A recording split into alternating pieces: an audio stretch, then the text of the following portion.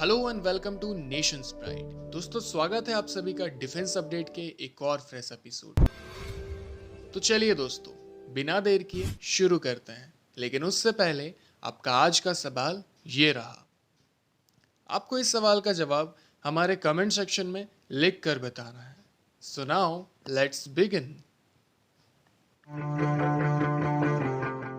LAC यानी line of actual control में Chinese army के बढ़ते एग्रेशन को देखते हुए प्रधानमंत्री नरेंद्र मोदी ने कल NSA अजीत डोभाल, CDS बिपिन रावत और तीनों सेनाओं के प्रमुख के साथ एक हाई लेवल की मीटिंग की। इस मीटिंग के ठीक पहले रक्षा मंत्री राजनाथ सिंह ने भी एक सिक्योरिटी रिव्यू मीटिंग रखा था, जिसमें CDS जनरल बिपिन रावत और तीनों सेनाओं के चीफ शामिल थे। और इस दौरान आर्मी चीफ MM नरवणे ने डिफेंस मिनिस्टर को अपने लद्दाख दौरे के आधार पे चाइनीज बॉर्डर के प्रेजेंट सिचुएशन और उससे जुड़ी सिक्योरिटी प्रिपेयर्डनेस के बारे में ब्रीफ किया।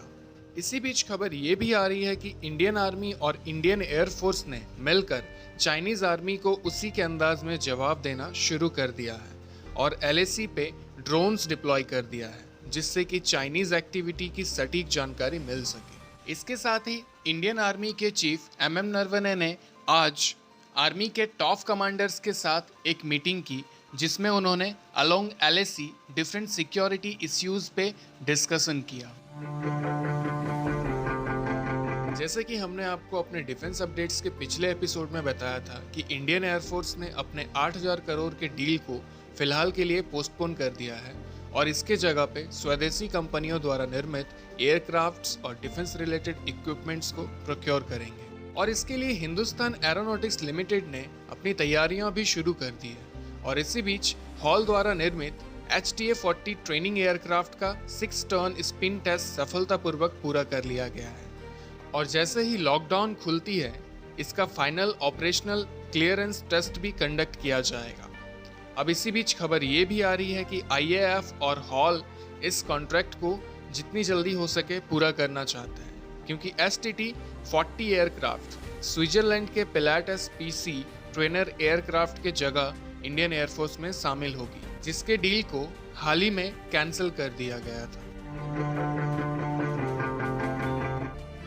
इंडियन आर्मी की ऑफिसर मेजर सुमन गवानी को यूनाइटेड स्टेट के military gender advocate of the year 2019 के लिए चुना गया है और इस अवार्ड को उन्हें ब्राजील के महिला कमांडर कार्ला मोंटेरियो के साथ शेयर करना होगा। मेजर सुमन और ब्राजीलियन नेवल कमांडर को ये अवार्ड 29 मई को आयोजित किए जाने वाले एक ऑनलाइन सेरेमनी में दी जाएगी। वेल गाइज, 29 मई ही इसलिए क्योंकि इस दिन को international day of UN peace keepers के तौर पे मनाया जाता है।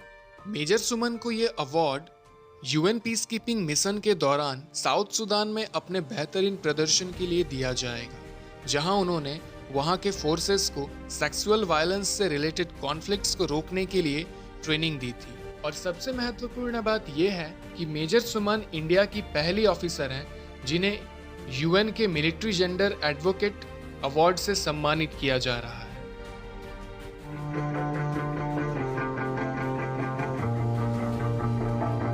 पिछले हफ्ते पाकिस्तान के पूर्व क्रिकेटर शाहिद अफरीदी ने इंडिया और इंडिया के प्राइम मिनिस्टर के बारे में एक विवादित बयान दिया था, जिसके बाद ट्विटर से लेके अलग अलग प्लेटफॉर्म तक उनको ट्रोल किया गया। और इसके साथ ही इंडिया के क्रिकेटर्स ने जैसे हरभजन सिंह, युवराज सिंह और गौतम गंभीर ने भी अपने अपने अंदाज में उसे जवाब दिया। अब इसके साथ ही पाकिस्तान के पूर्व क्रिकेटर दानिश कनेरिया ने भी अफरीदी के इस बयान के लिए उसे गलत कहा। उन्होंने कहा कि अफरीदी को बोलने से पहले ज़रूर सोचना चाहिए।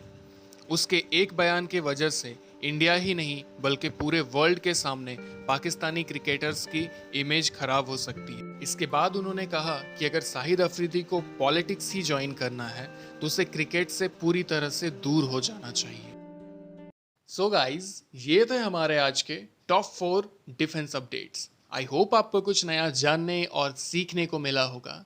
If yes, then please hit like, subscribe the channel and share with your friends. Thank you so much for watching. Jai Hind, Jai Bharat.